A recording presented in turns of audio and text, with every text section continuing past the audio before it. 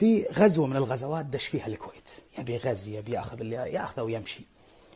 الشيخ مبارك تأذى من العجمان، جاب يوم من الأيام راكان بن حثلين نزل المطلع. يوم نزل المطلع جاء الشيخ مبارك بجيشه كله، حاصر راكان بن حثلين والعجمان اللي معه، وراهم شنو؟ وراهم بحر. هو يلتفت على العجمان قال: يا ربعنا ما من صديق، جمعين والثالث بحر، والله لبوجه لهالطريق لعيون براق النحر. وهو يشد الجيش شيء